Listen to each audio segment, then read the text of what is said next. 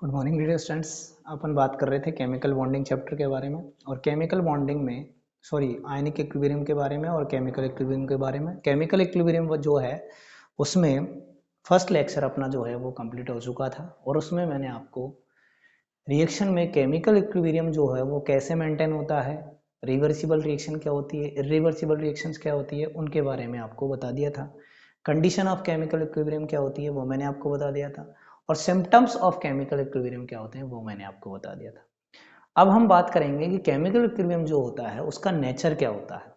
ठीक है, it means उसकी कुछ प्रॉपर्टीज है जो आपको पता लगेगी इसमें। यहाँ से क्या स्टेटमेंट बेस्ड क्वेश्चन बन जाता है, तो अपन देखते हैं क्या होता है। तो हम बात करेंगे nature of chemical equilibrium.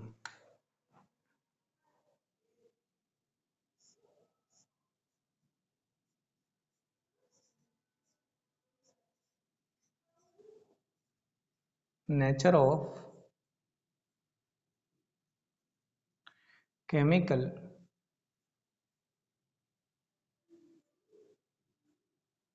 Equilibrium.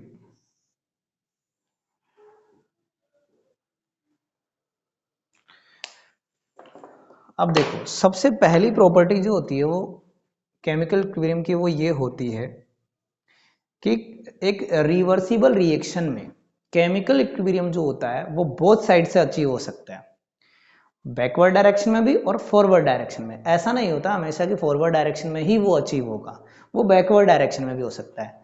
तो ध्यान रखना आपको, इक्विलिब्रियम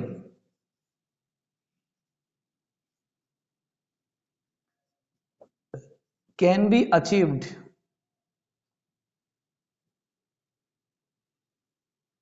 फ्रॉम बोथ डायरेक्शंस।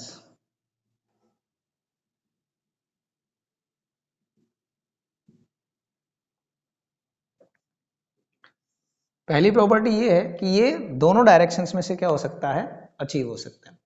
दूसरी प्रॉपर्टी ये होती है कि केमिकल इक्विलिब्रियम जो होता है वो डायनेमिक होता है। तो equilibrium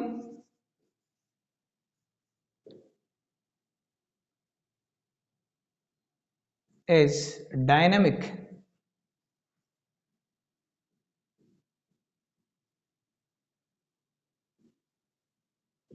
in nature.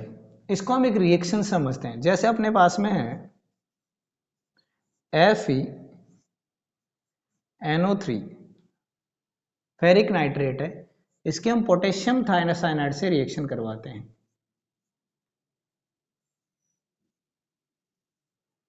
Potassium thiocyanide से हम क्या करवा रहे हैं, रिएक्शन करवा रहे हैं। तो यहाँ आयरन थायोसाइनाइड जो है वो बनता है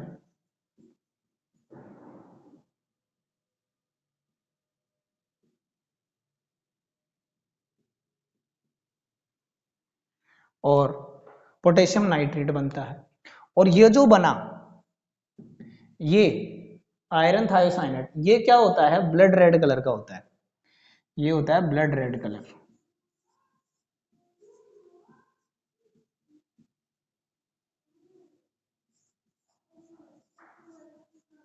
क्लियर है। अब यहां पर आपको ये बात ध्यान रखनी है कि यदि आप if we increase if we increases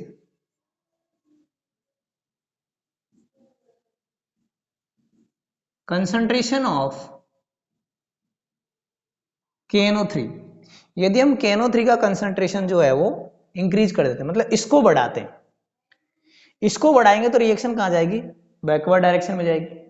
और ये जो कलर आ रहा है इस कलर की इंटेंसिटी कम होगी, क्योंकि इसकी इंटेंसिटी तो तब होगी जब रिएक्शन इधर जाए, ये ज्यादा बने। अब हम तो इसको बढ़ा रहे हैं, तो ये क्या करेगा, इससे रिएक्शन करेगा और वापस ये बना देगा और ये कलर क्या हो जाएगा, कम हो जाएगा। तो if we increase concentration of KNO3 then intensity of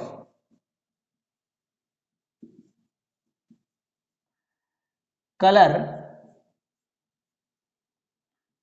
decreases। Colour की इंटेंसिटी क्या होती है, डिक्रीज होती है। आगे बात समझ में। But if we increase concentration of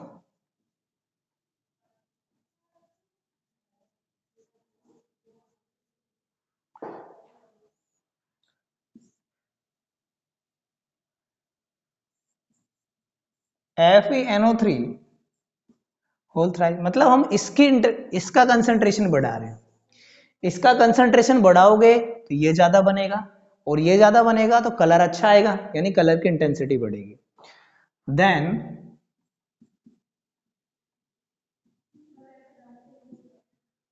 intensity of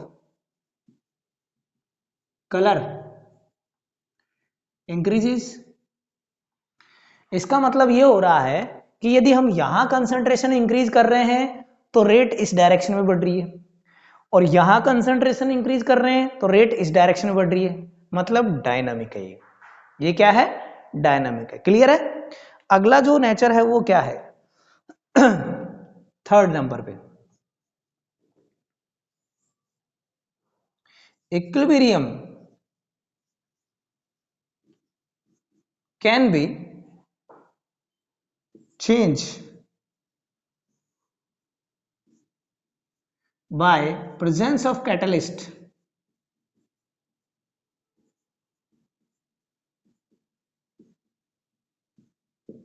catalyst की प्रेजेंस जो होती है वो इक्विलिब्रियम को चेंज कर सकती है। कैसे? यदि पॉजिटिव कैटलिस्ट है, यदि पॉजिटिव कैटलिस्ट है तो वो रेट ऑफ रिएक्शन को इंक्रीज करेगा, और यदि नेगेटिव कैटलिस्ट है तो वो रेट ऑफ रिएक्शन को डिक्रीज करेगा। बात समझ में आ रही है? तो प्रेजेंस ऑफ कैटलिस्ट क्या करती है? रेट ऑफ रिएक्शन, जो केमिकल इक्विलिब्रियम है उसको क्या करती है? चेंज करती है। अगली बात आपको ये ध्यान में रखनी है कि equilibrium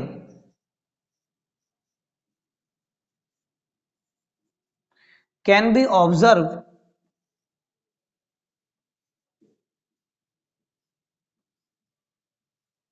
bye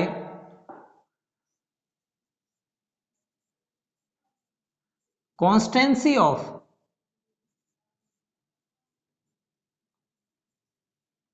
some properties like color, concentration, temperature,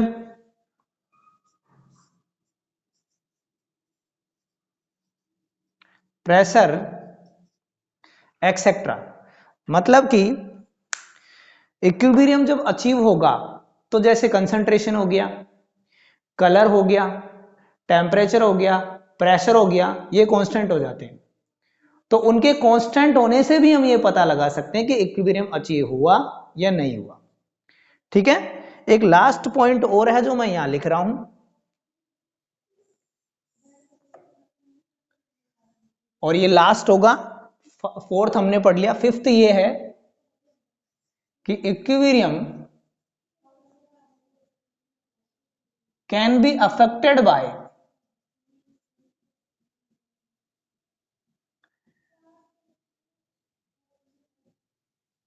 changing in temperature, pressure,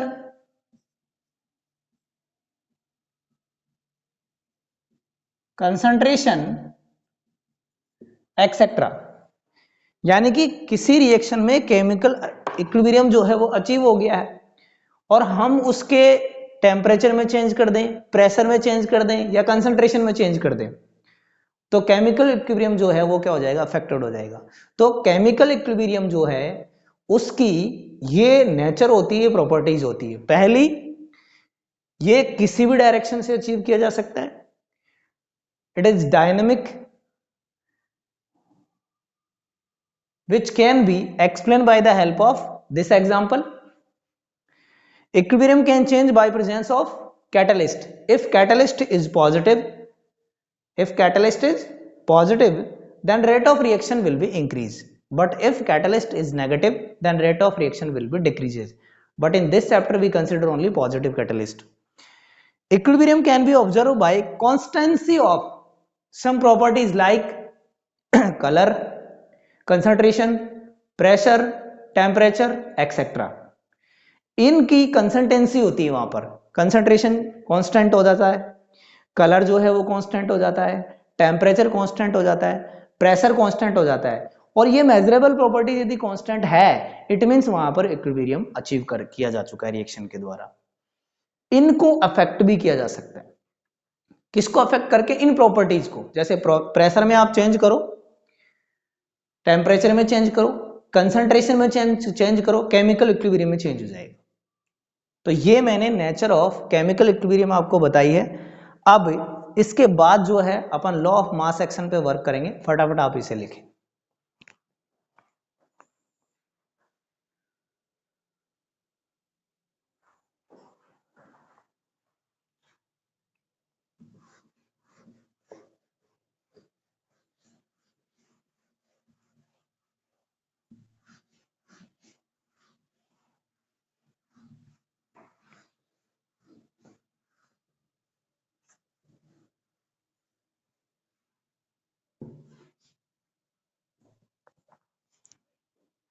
तो अब हम बात करेंगे लॉ ऑफ मास एक्शन की।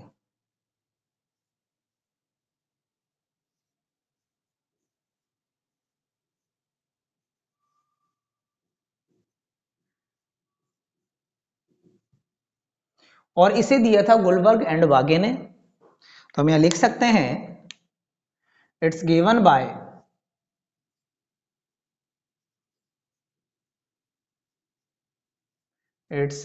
Bye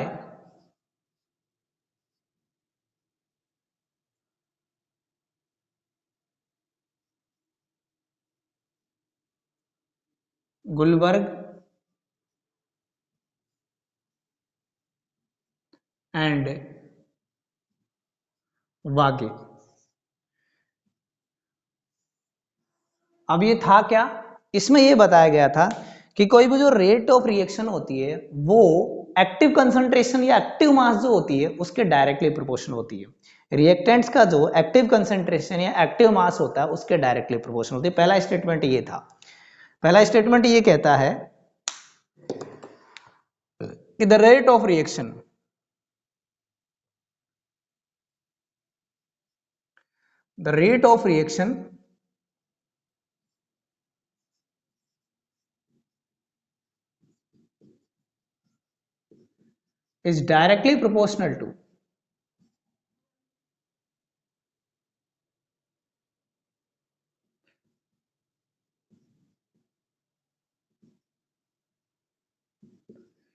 is directly proportional to active mass of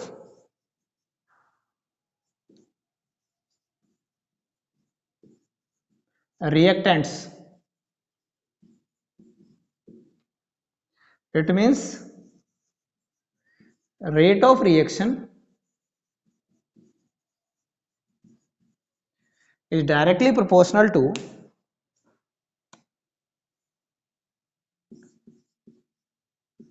concentration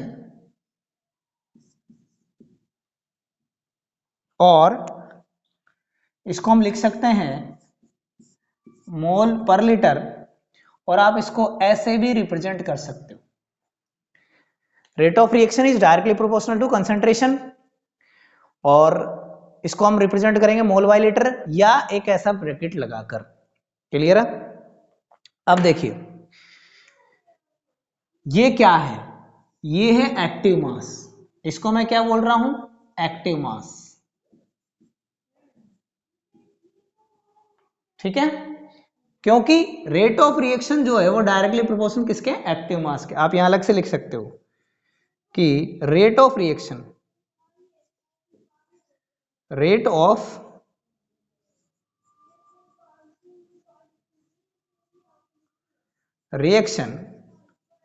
is directly proportional to active mass। तो active mass क्या है, active mass यही है। क्लियर है? तो अब मैं इसको दूसरा स्टेटमेंट लिख रहा हूं इसका कि दूसरे स्टेटमेंट में इसमें क्या बोला गया था। दूसरे स्टेटमेंट में ये कहा गया था, इसको मैं सिस्टमैटिक लिख देता हूं, फिर उसके बाद अपन दूसरा स्टेटमेंट लिखेंगे। सिस्टमैटिक आपको इसको ऐसे लिखना है,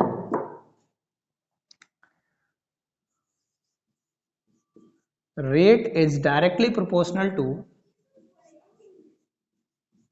एक्टिव मासेस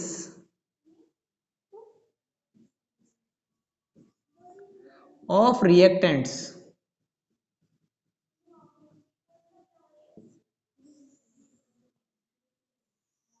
ठीक है। और एक्टिव मास को आप ऐसे लिख सकते हो, एक्टिव मास बराबर क्या होता है, कंसंट्रेशन, जिसे हम मोल पर लीटर में लेते हैं, और आप इस चैप्टर में इसको ऐसे भी रिप्रेजेंट करोगे। क्लियर है? अब आते हैं हम इसके मेन सेकंड स्टेटमेंट पे। ये फर्स्ट था, ये फर्स्ट स्टेटमेंट था। सेकंड स्टेटमेंट क्या कहता है? सेकंड स्टेटमेंट कहता है कि the rate of reaction, the rate of reaction is directly proportional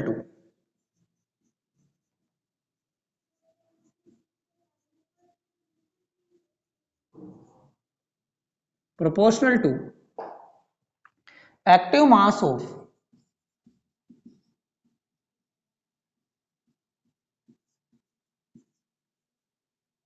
reactants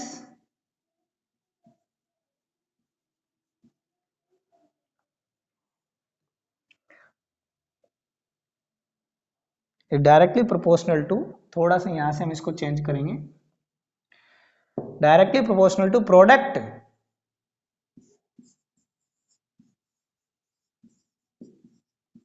of active masses of reactants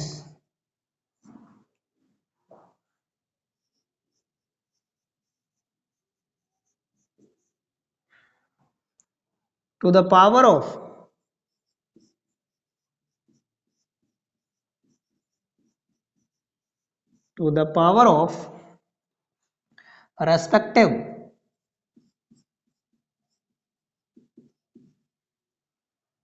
stoichiometric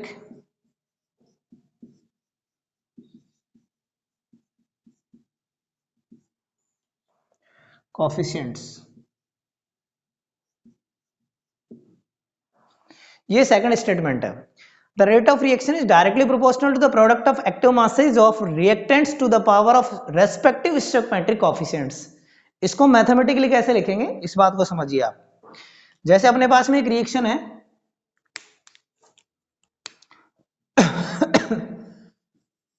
alpha a plus beta b gives gamma c delta d, ये reaction है। ठीक है, तो इसमें हम कैसे लिखेंगे, इसमें आप लिखोगे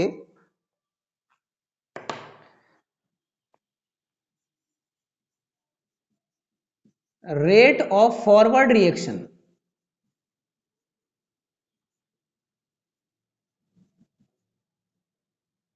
rate of forward reaction is directly proportional to active mass of a, और पावर क्या लगाएंगे, अल्फा, एंड प्रोडक्ट करना है किससे, बी से, तो बी का और ये हो गया बीटा, इस तरह। क्लियर है? इसे हम लिखेंगे rate of forward reaction equal to K F alpha beta. इसी तरह मैं वहां लिख रहा हूं बैकवर्ड रिएक्शन के लिए, यहां पे लिख रहा हूं मैं, नहीं मैं पूरा वापस लिख देता हूं, ये वाला जो कॉन्सेप्ट है ना, ये आप इसको फटाफट लिखें। मैं यहाँ लिखता हूँ क्योंकि वो एक साथ लिखने में आएगा तो अच्छा समझ में आएगा आप लोगों के, जगह कम है वहाँ पे। सेकंड स्टेटमेंट को अपन क्या कर रहे हैं, पूरा मैथमेटिकली लिखने की कोशिश कर रहे हैं। तो मैं कह रहा हूं कि alpha a plus beta b gives gamma c plus delta d. ये कोई रिएक्शन है। इस रिएक्शन के लिए हमको लॉ ऑफ एक्टिव मास से रेट लिखनी है। कैसे लिखेंगे, आप लिखोगे दो, देखो ये वाली जो है ना, ये तो हो गई फॉरवर्ड रिएक्शन और ये हो गई बैकवर्ड रिएक्शन। क्लियर है? तो अब देखिए, फर्स्ट है rate of forward reaction is directly proportional to A alpha B beta, और मैं इसे लिखूं RF rate of forward reaction equal to KF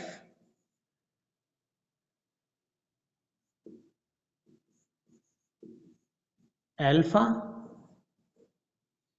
beta. इसी तरह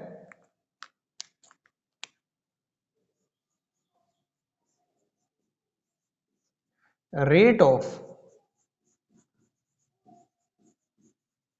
backward reaction is directly proportional to C gamma और D डेल्टा, और ये हो गया rate of backward reaction equal to KB C gamma D delta.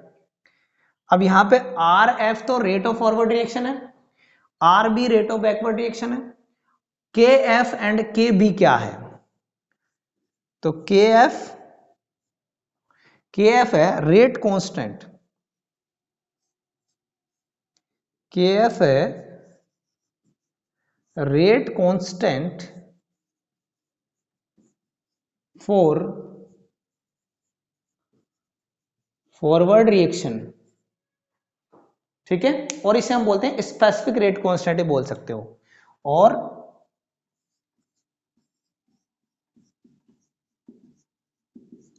Specific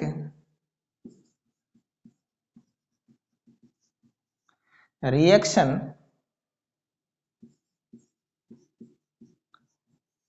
rate for forward reaction. ठीक है ना। अब मैं बात करता हूं के बी की। के बी है rate constant for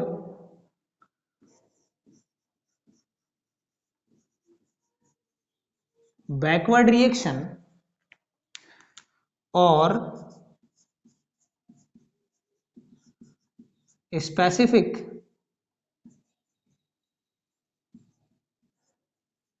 reaction rate for backward reaction. तो ये आपका लॉ ऑफ मास एक्शन है। मैं एक बार फिर बता रहा हूं, रेट ऑफ रिएक्शन जो होता है वो रिएक्टेंट्स के एक्टिव कंसंट्रेशन के या एक्टिव मास के स्टोइकोमेट्रिक कोएफिशिएंट्स जो है उनके प्रोडक्ट के बराबर होता है। तो मैंने यहां पर रेट ऑफ फॉरवर्ड रिएक्शन के लिए लिखा, इसको हटाएंगे तो एक कांस्टेंट लगाना पड़ेगा, तो KF इक्वल टू A की पावर अल्फा, क्योंकि इसका स्टोइकोमेट्रिक कोएफिशिएंट अल्फा है। ये कुछ भी हो सकता है, A भी हो सकता है, N भी हो सकता है, X भी हो सकता है, कोई दिक्कत नहीं है। आपको तो इसको बताना है स्टोइकोमेट्रिक कोएफिशिएंट है। B, इसका स्टोइकोमेट्रिक कोएफिशिएंट कौन सा, बीटा, तो मैंने यहां लगा दिया। इसी तरह रेट ऑफ बैकवर्ड रिएक्शन के लिए C constant, KB stoichiometric coefficient gamma और D का स्टोइकोमेट्रिक कोएफिशिएंट डेल्टा। क्लियर है? इस तरह से ये रेट ऑफ रिएक्शन जो है या लॉ ऑफ एक्टिव मास जो है वो मैंने आपको बता दिया है। आप ध्यान से इसको लिखें और चीज़ों को समझने की कोशिश करें। यदि आपको कहीं पे इसमें प्रॉब्लम आती है तो कमेंट बॉक्स में लिख के बताएं। वीडियो को ज़्यादा ज़्यादा शेयर करें। चैनल को अब तक सब्सक्राइब नहीं किया है तो कर लें।